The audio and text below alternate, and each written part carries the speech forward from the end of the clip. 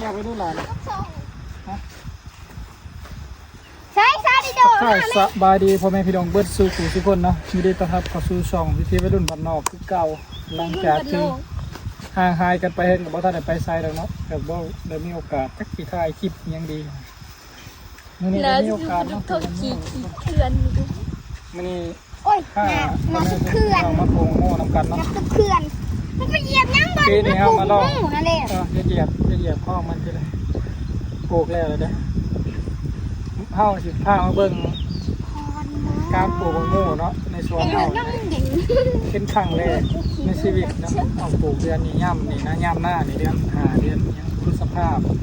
เป็นครั้งแรกของเฮาว่ามันสิได้หรือบ่ได้ก็มาลุ้นนำกันเนาะมันบ่เคยปลูกจักเทื่อเนาะทุกคนเป็นครั้งแรกนะตอนนี้มาลองเบิ่งว่ามันสิได้หรือบ่ได้เนาะเองเฮาบ่ได้กล้าวิอ่ะเด้อเฮาแบบว่าหยอดเลยคอยหยอดเลยเด้อคอยบ่ได้กล้าเบียเพราะเขาบ่ได้กล้าเบียใส่ถาดก่อนเนาะคอยหยอดในเลยเพราะว่ามันข้างจะยากหลายกับเฮ็ดได้เลยซะเนาะเป็นแตงโมบิ๊กซันนะบิ๊กซันเป็นจะบ่บิ๊กซันยังไงมาลุ้นนำกันว่ามันสิโมเมนต์บิ๊กซันบิ๊กแบกมาลุ้นนำกันว่ามันสิได้กินบ่หรือว่าสิลูกจะยังไดกะอย่าลืมมาติดตามไว้นะกดไปนี่อย่าให้มันติดตามกดแชร์กดไลค์กดขึ้นนี่กดแชร์กดไลค์กดกับสไครต์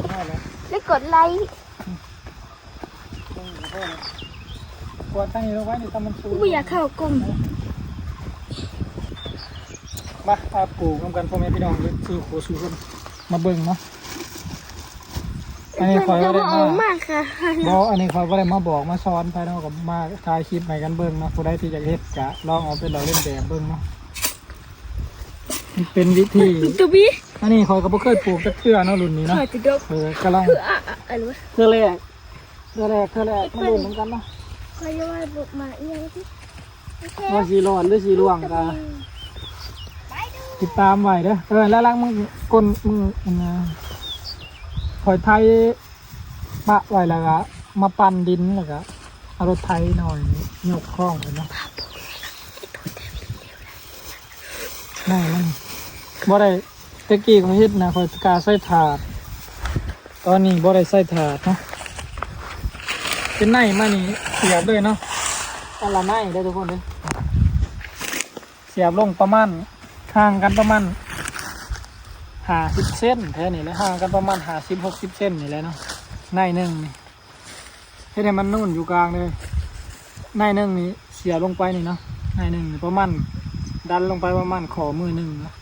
แล้วก็ทมไว้บ่ได้เฮ็ดยังเนาะไนมันนี่ซื้อมาแล้วก็หยอดลงเลย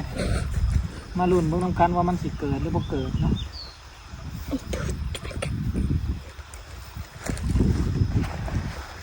เป็นยังไงเป็นยังในเดียวใช้ในเดียวเลยได้ห่างกันประมาณ60 เซนเนาะมาลุ้นน้ำกันเนาะคอยสิถ่ายให้เบิ่งแต่ละสดว่ามันจะเป็นยังไงเราก็บ่เคยปลูกเทื่อเนาะบ่เคยปลูกเทื่อว่ามันสิเกิดหรือบ่เกิดครับบ่จักเนาะเป็นแต่กระเจ้าเฮ็ดนี่เนาะเป็นแต่กระเจ้าฟ้าเฮ็ดนี่ก็เลยนำเนาะ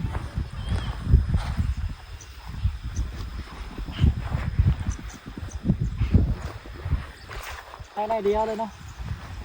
หลังจากที่เฮาปลูกแล้วนี่เฮาก็ต้องไปกาไม้มันไว้เนาะไม้ที่มันเลือนเฮาก็ไปกาไว้แล้วก็เพราะว่าลังเทื่อมันเกิดบ่เบิดคือต้นนะเฮาก็เอาตัวเฮากานะมาใส่ไปเลยคันกาในการสิเพิ่นแน่เนาะเพราะว่าอีกอย่างลืมบอกไปเนาะอีกอย่างเฮาบ่ได้ใส่ระบบน้ำนะเฮาบ่ได้ใส่ระบบน้ำเนาะเขาเฮ็ดแบบอาศัยน้ำฝนอาศัยปลูกแบบอาศัยธรรมศาสตร์เนาะอาศัยน้ำฝนอาศัยเทวดาว่าง่ายๆก็ดีปลูกแบบบ่ได้มีน้ำนะเพราะว่าลองเบิ่งนะปีแรกลองเบิ่งนะก็เลยถ้าว่าเฮาสิกาเบียมาผัดบ่มีน้ำใช่เนาะก็เลยเฮาก็ต้องเสียบมันขึ้นมาตามธรรมชาติเลยเดี๋ยวมาเบิ่งกันอัปเดตนะครับที่อัปเดตให้เบิ่งอยู่เรื่อยแล้ว ที่การปลูกมะม่วงเนาะแตงโมสวนตัวเองนั่นเนาะสีร้อนหรือสีรวงก็ติดตามไปทำกันเนาะ หญ้าเนี่ยเจ้าน้องอ่อน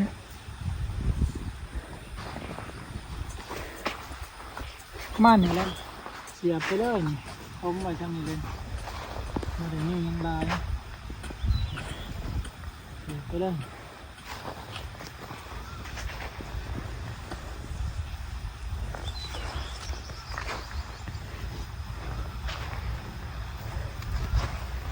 มึงอย่าให้มันเอียงขางมันไม่ตีหลัง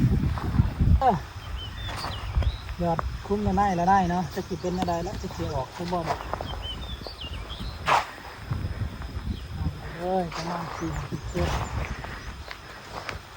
เขาก็ไม่เคยปลูกจักเกลือเนาะย่ามนี้เนาะทะเลมารุ่นกันกันเขาทำสีเฮ็ดได้บ่ บ้าอุ้ยอ่ะ คือเด้งๆนี่แหละ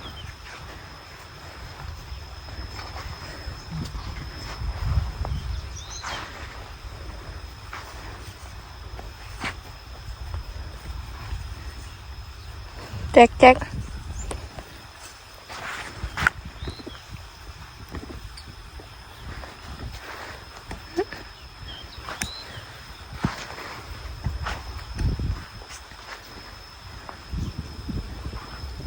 อยปลูกทั้งเบิดกับประมาณปลูกทั้งเบิดนี่ประมาณ6 ไร่เนาะพี่กายนี่คอยปลูกมันเนาะปลูกมันได้52,000พี่กายนี่ปลูกหมู่จะได้เท่าไรก็มาลุ้นนำกันเนาะทุกคนประมาณ6 ไร่นะปลูกโดยบ่ได้ใส่น้ำปลูกแบบใส่ธรรมศาสตร์มาลุ้นนำกันเนาะว่ามันสีได้หรือสีจะได้ก็ติดตามไปนำกันเนาะทุกคนเนาะคลิปนี้ก็ขอจบสำนี้เนาะขอโตวไปปลูกมะม่วงก่อนเพราะว่ามันสีบ่แล้วมันสีค่ำเลยเนาะยัง7-8 ข้องนี่เนาะเอาผู้ใดที่เบิ่งก็ขอขอบใจหลายๆเนาะมีขอสงสัยใดก็สามารถคอมเมนต์เข้ามาได้เนาะยังตอบได้ก็ตอบยังตอบบ่ได้ก็